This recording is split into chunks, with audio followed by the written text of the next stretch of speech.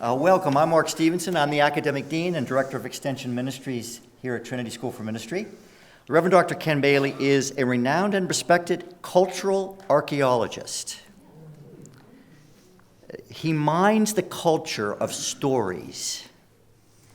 He says that the deeper meaning of a story can only be unlocked by uncovering the culture behind it. Dr. Bailey is a great friend of Trinity, and over the years he's given us a number of artifacts, wonderful things. And today he's honoring us by another gift, and it was so wonderful, I thought, well, let's put it up and let's have him explain what this is, because as with Dr. Bailey, there's always a fabulous story involved. So Ken, what is this wonderful event, this thing that you've given us? Well, I managed to do some Bible teaching in the middle of Saudi Arabia 30 years ago, and they take you in as a personnel consultant.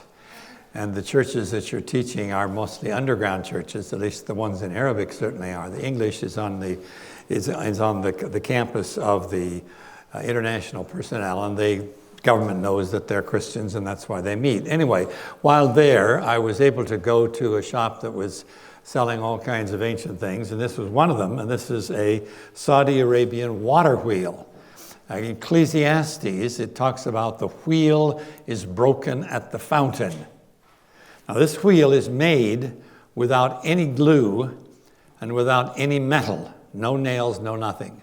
How do you make a wheel? Now, when you've got a water supply, and the water supply is either coming out of a spring, you have to have a catchment pool, and it is greatly to your advantage to have that water lifted up a bit higher so that you can either get it into jars on the back of your donkey, or if you live nearby and the ladies would carry one on their heads, or to put it into a trough for the sheep. You want it elevated somehow. So how do you do this? You have to have a wheel.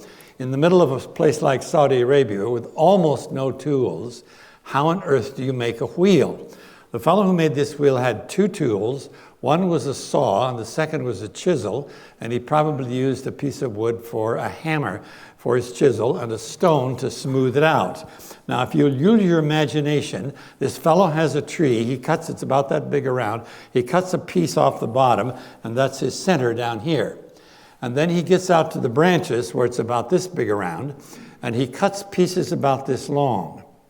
At the lower end, he cuts it like this. Say, here's one piece here. And if you look at it closely, you can see exactly how big the round piece that he's working with is. And here's one here. He cuts it so that it's got a tongue which goes down here and a lip on this side. And it stretches over to the backside with another piece that sticks out. There's quite a deep trough here for your rope, and then another lip. You dig a place with your chisel out to fit that into, you push it down as far as you can, and then you get some rawhide.